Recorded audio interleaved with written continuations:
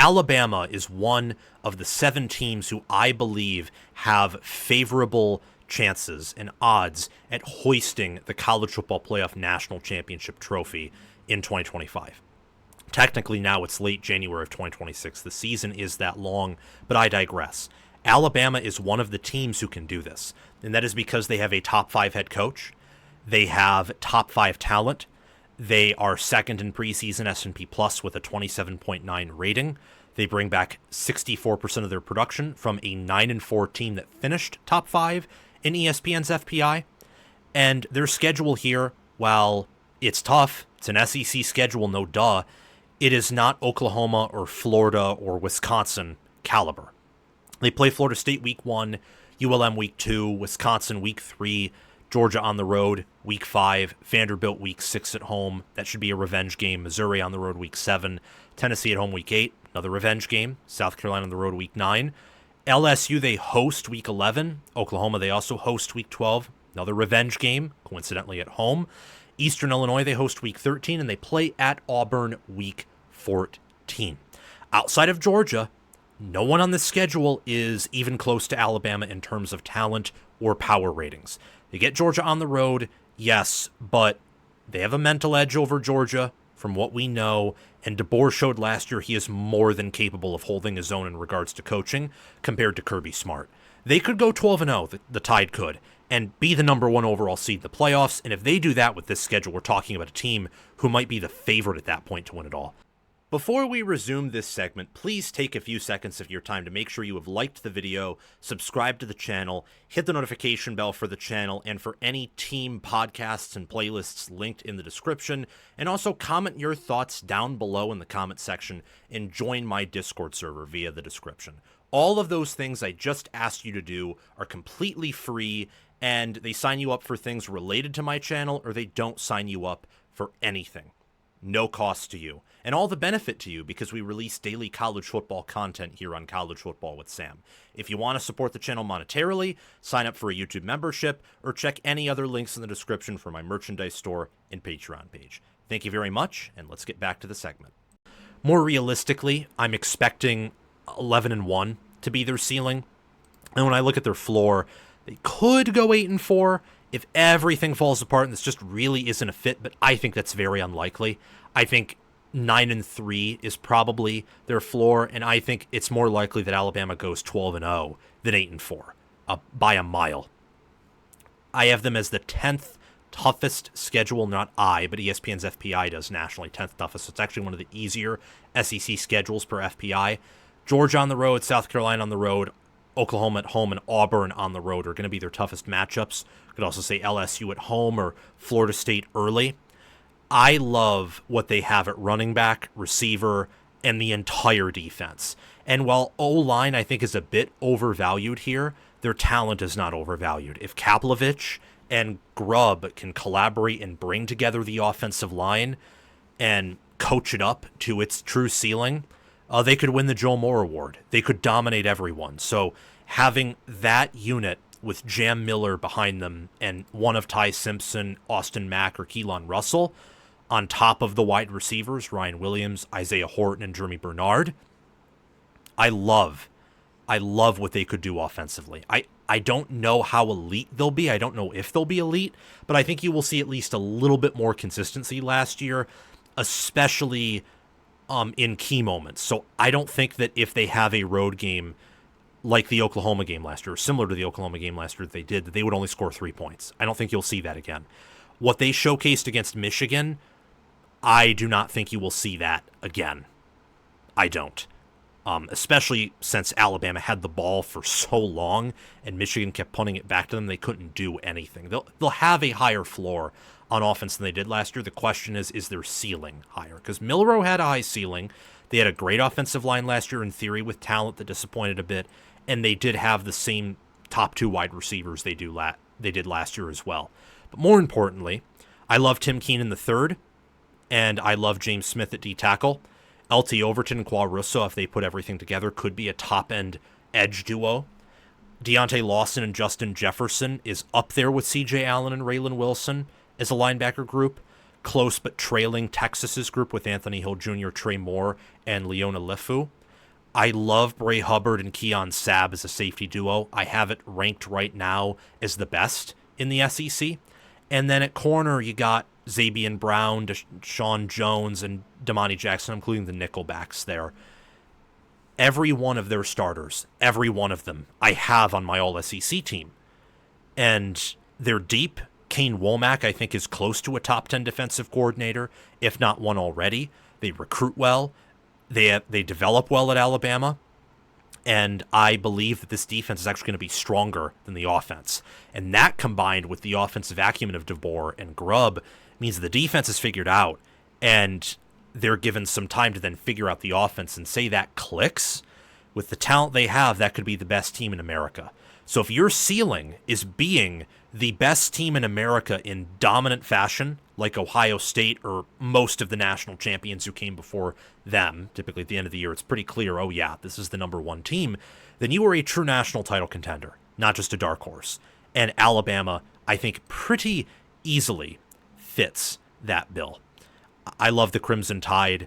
I love the idea of them being good under DeBoer. Do I think that they are where Nick Saban had them at his peak? No, I do not. And I think college football's changed from that. It's moved on from that a bit.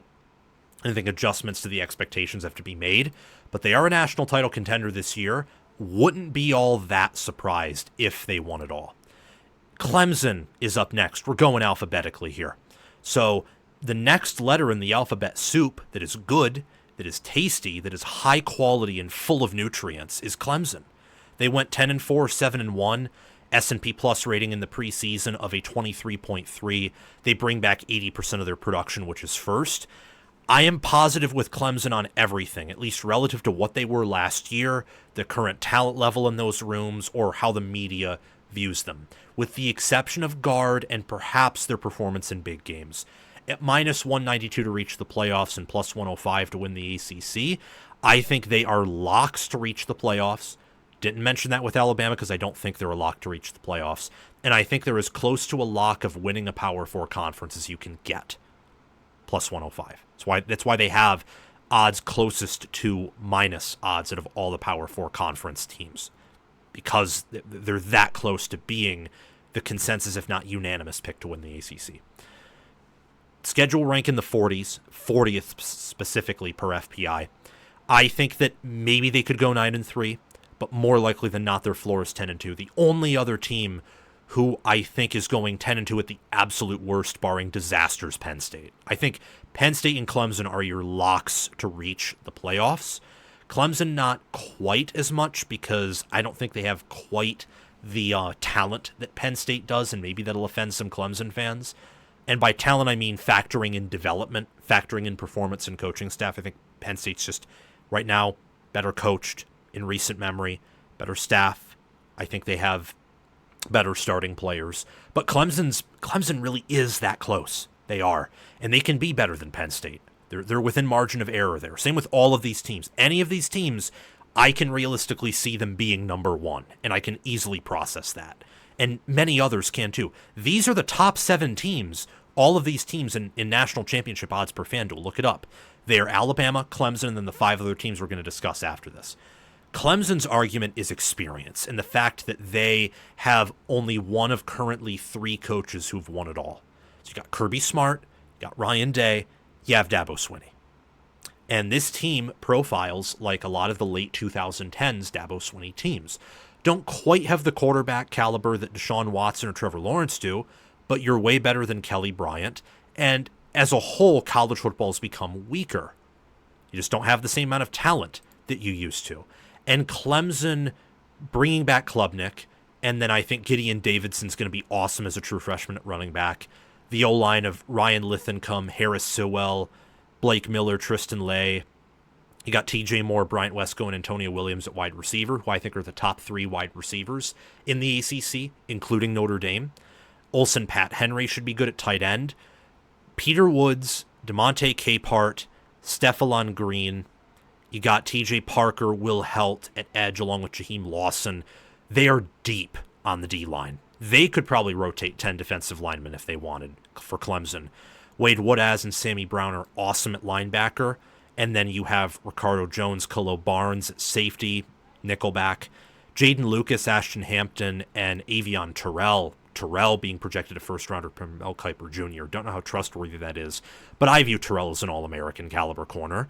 They have depth everywhere, and they made a coaching upgrade replacing Wes Goodwin with Tom Allen, and Garrett Riley enters year 3. So with the schedule, that is LSU in week 1, Troy week 2, Georgia Tech week 3, Syracuse week 4, at North Carolina week 6, at Boston College week 7, SMU week 8, Duke off the bye in week 10, Florida State week 11, at Louisville week 12, Furman week 13, and at South Carolina week 14, they will be favored, by my estimation, in all of those games. And I think they will win all of those games. I told you I think Alabama is reaching the playoffs, likely in between 9-3, 11-1. It's implying I have them going 10-2. It's kind of about what I have them going. For Clemson, I can tell you they're going 10-2, 11-1, 12-0, and I think 11-1, 12-0 are more likely than 10-2. So the question is, what do they do in the playoffs? And that's where the big game concern comes in. Last year they lost to Georgia 34-3. Louisville beat them by double digits. South Carolina beat them on their own home turf when Clemson clearly looked like the better team at every position except for probably quarterback. And then Texas led that entire game. Now, Clemson put up a valiant effort, but Texas still led. So there are questions with this team, but they are no doubt one of the favorites to win it all. And in terms of value from a betting standpoint, Baldfather Bets, or a friend of the channel in,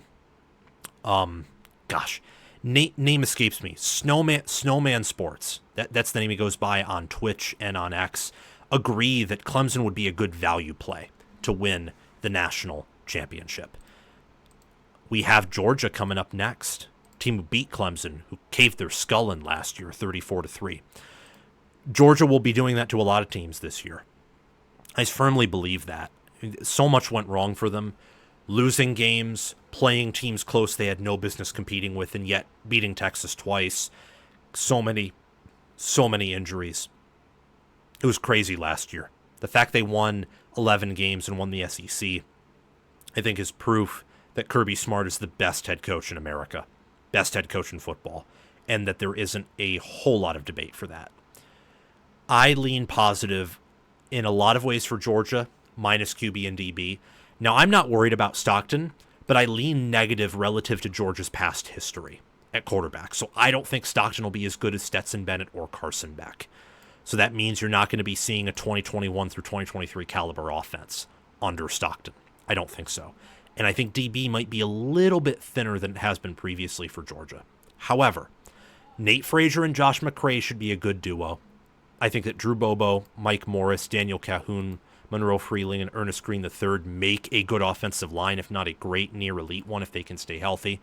Noah Thomas, Colby Young, Dylan Bell, and Zachariah Branch at receiver, plus Oscar Delp and Lawson Lucky could be one of the best wide receiver, tight end receiver groups in all of America. And you couldn't say that about Georgia in 2020, in 2024, certainly not. And this group, I think, might be deeper than the 2023 group or the groups that came before that, outside of maybe when A.D. Mitchell was there. More importantly, they got Christian Miller, Jordan Hall, and Xavier McLeod at defensive tackle, along with Nasir Johnson. That's their 4 deep. And they got Elijah Griffin, too, who, as a true freshman, was ranked higher than Justice Terry. I'm excited to see Justice Terry at Texas. I think he'll maybe play just a tad bit this year. I think Elijah Griffin could too. At edge, they got Elo Madozi, Joseph Jonah Ajanye, and Gabe Harris Jr. Raylan Wilson, C.J. Allen, and Chris Cole are awesome linebackers. And then K.J. Bolden and Jonel Aguero, main safety and nickel for Georgia, and then Dalen Everett, main corner for Georgia. They're just a stacked team, guys. And they have the best head coach in America, a top 3 staff that I think is only rivaled by Texas and Penn State, and maybe Oregon, Ohio State, or Indiana, if you really want to call your shot and say that last year wasn't a fluke, which is kind of what I think, if I'm being honest. But it's one of the best staffs with insane talent, and unlike Oregon, Ohio State, and Texas, where either not a lot went wrong for them, or a lot went right for them, Georgia was the opposite. A ton went wrong for Georgia in things that they couldn't really control. So I like them to rebound this year in a way that will be better than those other teams who lost a lot. They could go 8-4, for sure with this schedule. But they could also go 12-0, 11-1. And the more I think about it, I kind of think their floor is 9-3, realistically. You got Marshall week 1, Austin Peay week 2, at Tennessee week 3. Off the week 4 bye, they play Alabama in week 5. Kentucky at home week 6, Auburn on the road week 7, Ole Miss at home week 8, Florida in week 10, neutral field in Jacksonville, at Mississippi State week 11, hosting Texas week 12, hosting Charlotte week 13, and playing Georgia Tech in Atlanta week 14. Only nine games overall where you were at home or neutral field, and only 3 true road games.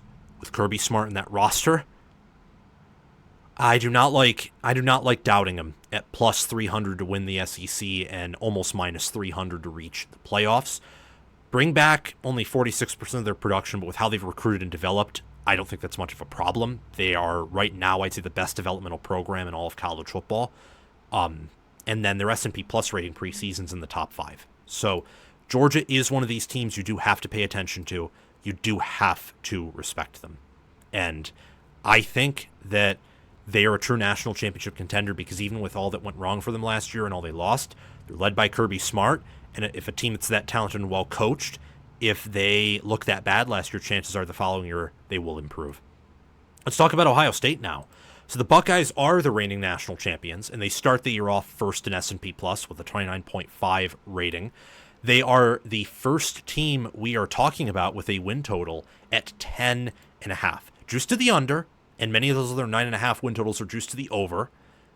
You're not going to see win totals anymore that are 11.5 like Georgia's in 2023 was, for example, because the schedules are usually much tougher than that, and the teams that are at least elite typically don't get those uber easy schedules. Though I imagine in a few years you will see one of those teams, and that team just solely based on the fact that they can rest their players and probably use that as a lot of open practices late. That could be a national title favorite. Ohio State, unfortunately, doesn't have that. Texas, they get in week 1. Right out of the gate, you're tested.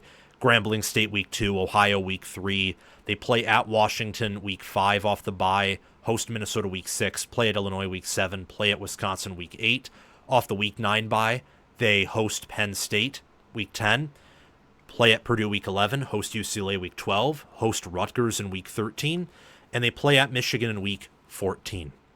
So at minus 310 to reach the playoffs, plus 195 to win the Big Ten. This team's obviously loaded. They're clearly a national title favorite. Many people know, so I'm just going to say it here, that I'm a lower on Ohio State than some people, and certainly their fans are. But this is still a team that can win the title. I mean, come on. Look at their wide receiver room. Their wide receivers could probably, I know Jeremiah Smith could play tight end or halfback for sure. And Carnell Tate, Brandon Inniss, Mylan Graham, Quincy Porter, and Bryson Rogers are amazing in their own right. Either they will be or they are right now. And they got, James Peoples, Bo Jackson, CJ Donaldson. It's a lot of youth here. A lot of youth, but with some experience tied in, more than a team we're going to be talking about after the Ohio State Buckeyes. And they have 5-star quarterback Julian Sayin, who I love. I like Ethan Onyanwa and Austin Sareveld in particular. So I think this offensive line, it's not going to be as talented at tackle as last year's was. I don't think they have anyone close to Simmons or anyone even close to Jackson. But Onyanwa's good, and I like Sareveld. He's been talked about enough by people I trust to where I think he is going to be good, like out of the gate. Weakness on the line will be the interior. Some will say that's counterintuitive due to how much it returns, but trust me, Ohio State always under Day, always with how they've developed and how they've recruited. They've been better at developing the outside and utilizing their outside tackles than their guard and center. It's almost always been the case, and it also matches up this year. They should be good everywhere on offense, anywhere from good to elite. It's the same thing on defense here. So on the defensive line, and before that, Max Clare could be the nation's best tight ends between him and Kenyon Sadiq, and Kaz Merrick is good. You also got Bennett Christensen and Jelani Thurman, who I think are all at least competent blockers. Caden McDonald and Edric Houston can plug up the middle of the D-line. Kenyatta Jackson Jr., Bo Atkinson, and I would say Caden Curry are a defensive end trio to watch out for. You look at linebacker, you have Texas and Georgia, and then you have, like, Ohio State. Ohio State has one of the best linebacker units in America. Arvell Reese, Sonny Styles, and then Caleb Downs is the nation's best defensive player. I think that whoever starts at safety, likely Jalen McClain, alongside of him will also be pretty good. You got questions at nickel. I don't think Lorenzo Styles Jr. is a fantastic NFL-level player, but could he be good? Good college player? Absolutely, with their coaching and with his talent and development. And then at corner, you got Igbinosun, Jermaine Matthews Jr., Devin Sanchez, Aaron Scott. Bryce West is technically the backup nickel, but I imagine if they need him at corner, they could play him there. There's so much talent here that this is an obvious national champion contender. It's the 18th toughest schedule per FPI. And yes, much like Georgia, they only return, 40-something% of their production, 48%. But this is a team that is more likely in terms of talent to reload than implode. If you're looking at extreme ends of the spectrum, they're one of the few teams that's much more likely to reload than implode, even in the new era. So this team under Ryan Day, even with the coordinator changes, even with the roster changes, do not doubt Ryan Day. Do not pass over Ryan Day. It's not a smart decision. They're obviously national title contenders. Another obvious one, but I think is less obvious than any of the ones we've talked about, according to most people, would be Oregon. I'm high on Oregon. I am going to boldly proclaim here, along with a team we'll talk about after Oregon, that they are going to be one of the two best programs in college football moving forward. So from this date, probably to the end of 2030, I think that Oregon and one other team are going to be your two best programs, at least by the end of this decade. Just due to the current state of football, the coaching staff, how they develop, how they recruit, what I've seen from them. I love what the Ducks love what they are showing. They went 13-1 last year and won the Big Ten when Ohio State at the end of the year was probably 2 touchdowns better than they were on an average basis. Yet they beat them in the regular season and they took care of the little things. And for the reason I love Ryan Day, because he takes care of the little things, then last year he took care of the big thing, so he can do both. You need to take care of the little things if you want to take care of the big thing. That's what all the good coaches do. And Lanning has been able to do that in every year, outside of a little bit of 2022 where, they lost to an Oregon State team that wasn't one of the best teams in America, but still, they won 10 games that year. And he didn't inherit the most elite situation from Cristobal, though it was good. Cristobal did build back Oregon. But I look at this unit that loses 43% of their production, that is 7th in preseason S&P+, that is minus 220 to reach the playoffs, but their odds have been falling slowly but surely throughout the preseason, and they're plus 340 to win the Big Ten. So right now, while they're close to Penn State and Ohio State are really the tier 1A of Big Ten championship contenders per Vegas, New Jersey. And then Oregon's kind of lowering into that tier 1B, then Michigan's tier 2, USC's tier 3, and kind of everyone else's tier 4. That's how it looks right now on FanDuel. I think Oregon's being sold a bit. I love Montana State week 1 as a game where they can mess up, they can look ugly, they can get it all out, and not lose. Ohio State does not have that luxury. Now, I didn't talk as much about Ohio State potentially wetting the bed because against Texas, everyone knows that's possible. And also, I think that that's being talked more about with Oregon than Ohio State here. And Ohio State shouldn't start off the year as rough as Oregon does because Oregon's transforming their roster. Ohio State's just trying to maintain it.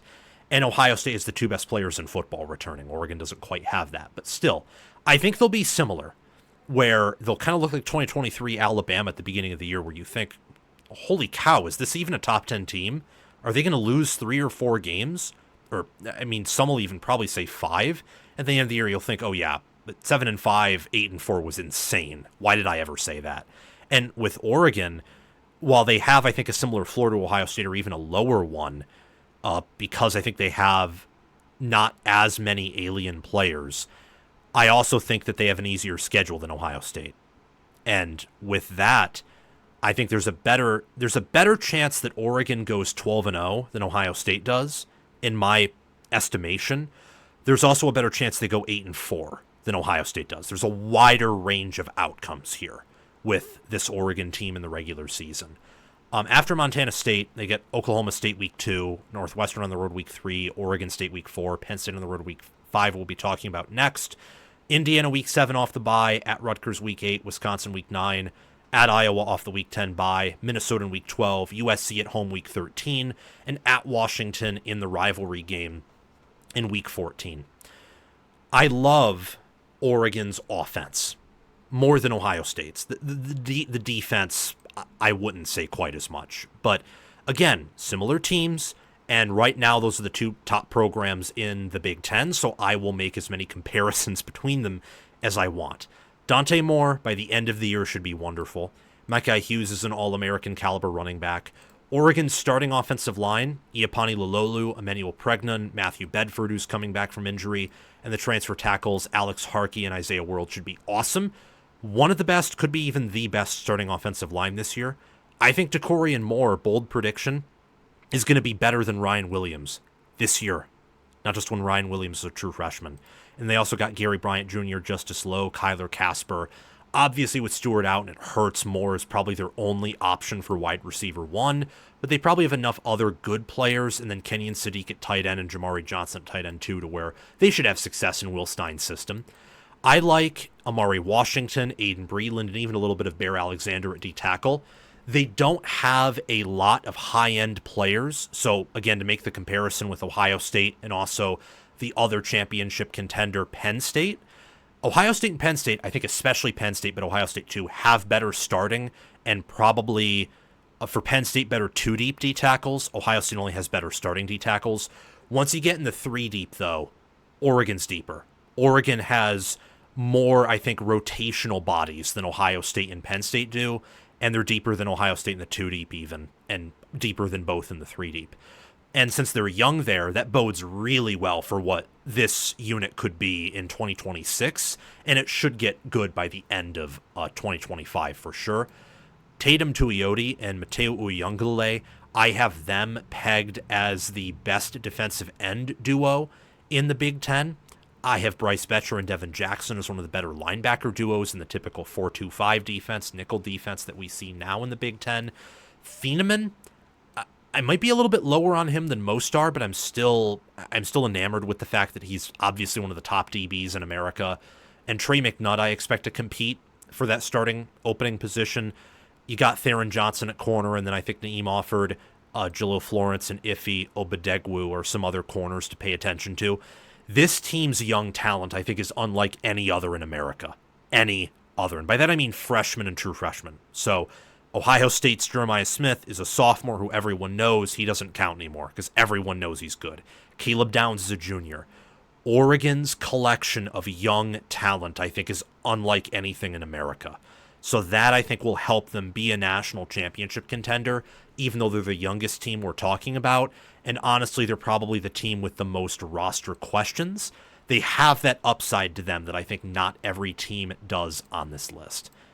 Getting into Penn State here. Penn State's my favorite to win it all. So I'm going to go through and run why that is and why they're obviously a national title contender. Not saying they're the unanimous preseason number 1. I don't think they are.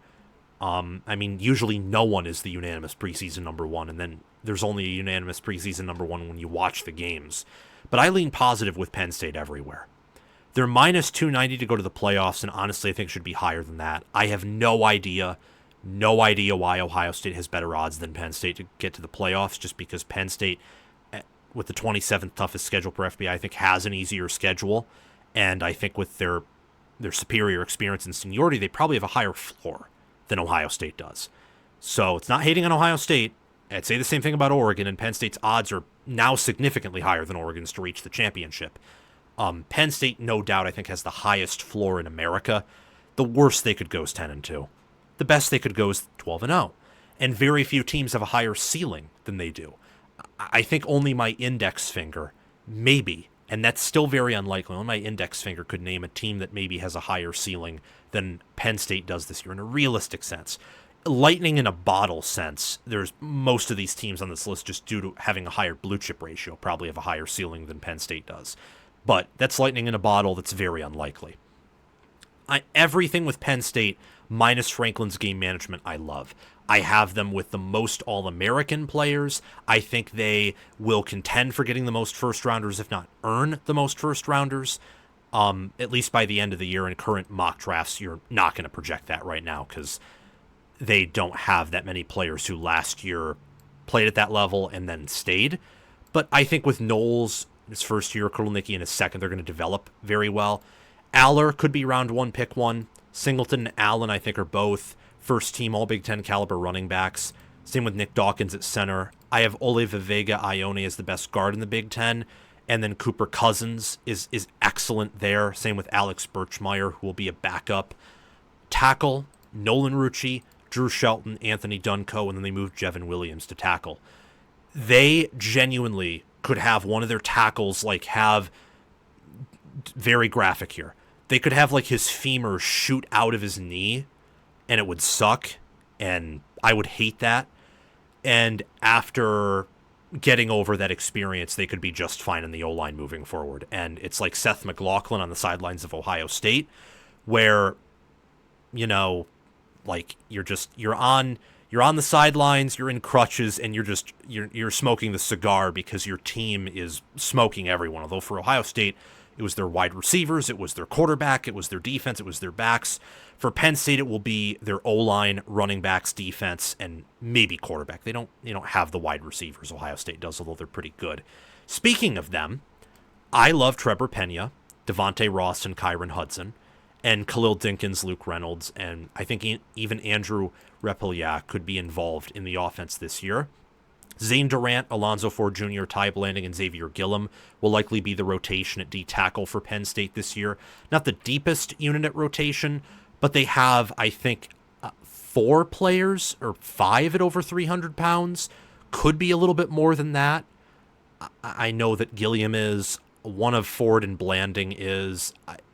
I think actually both are. And then Zane Durant could be this year because he was 296 last year. And then you got Caleb Ard. Yeah, they have 5, 6, maybe even 7 300-plus pound defensive tackles. So it's a deeper Penn State defensive tackle unit than we're used to. They're bigger there than they have been.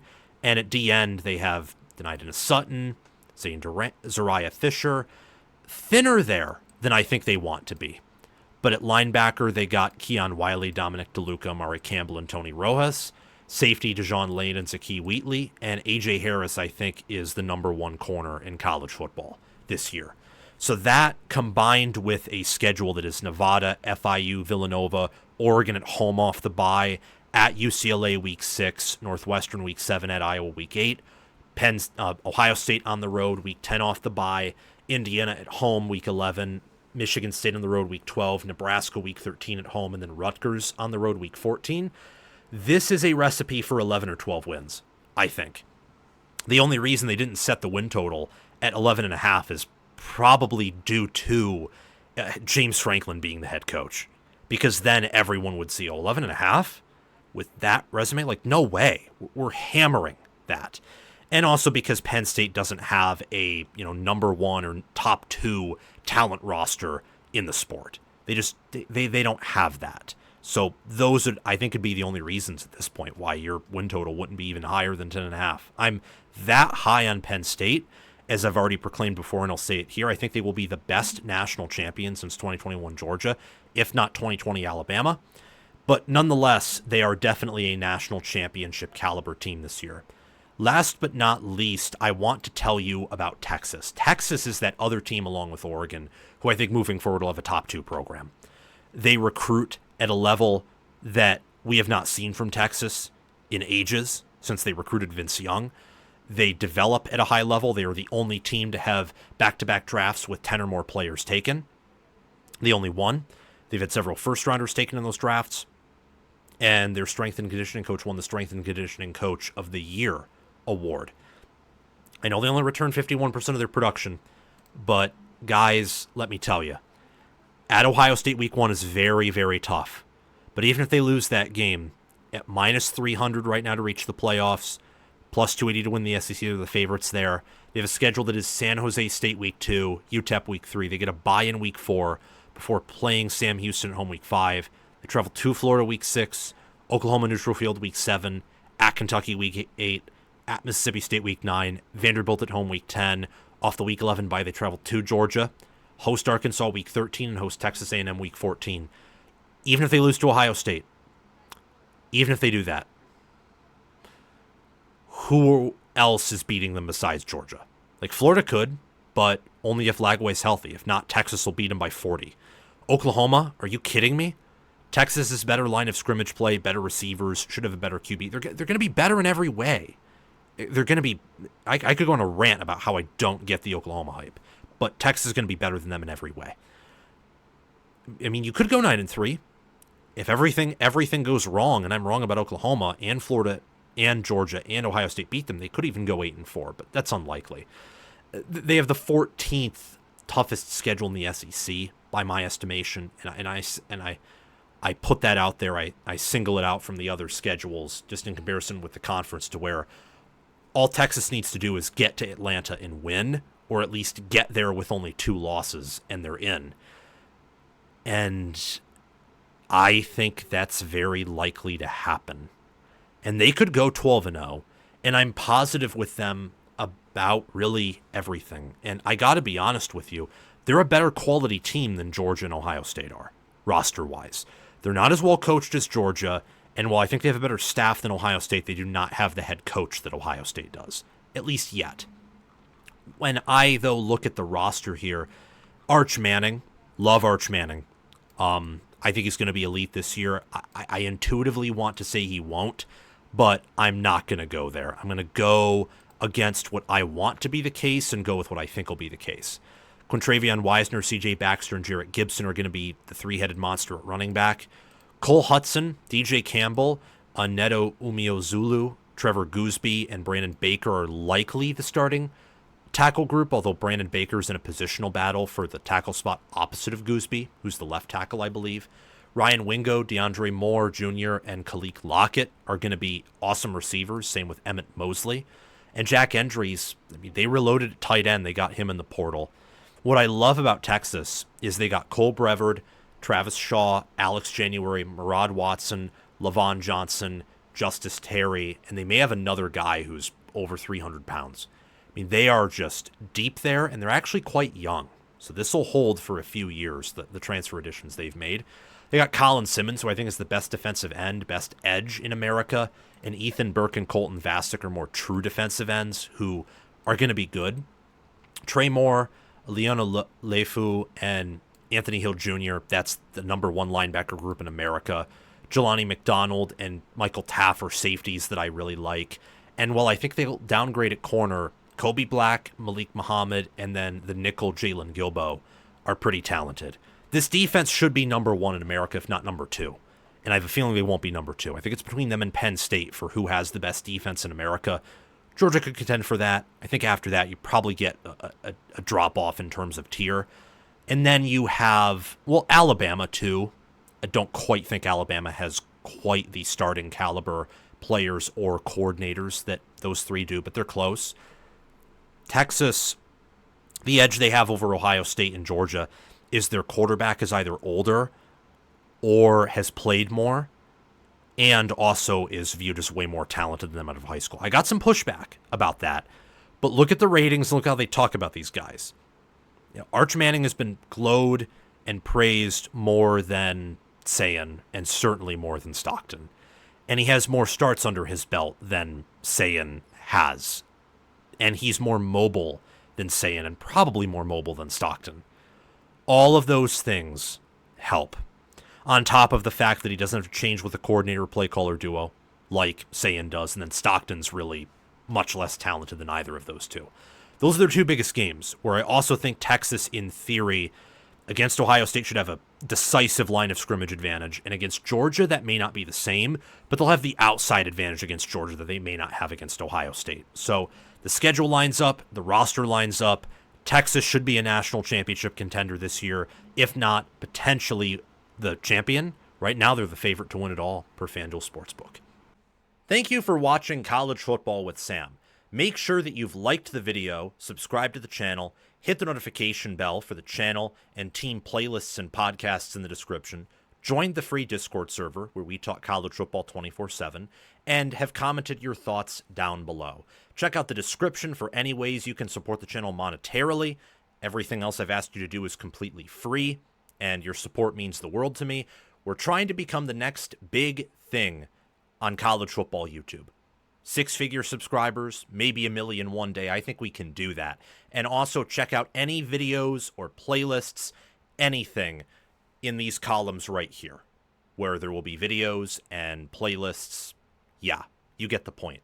Have a fantastic day, and I will see you in the next one.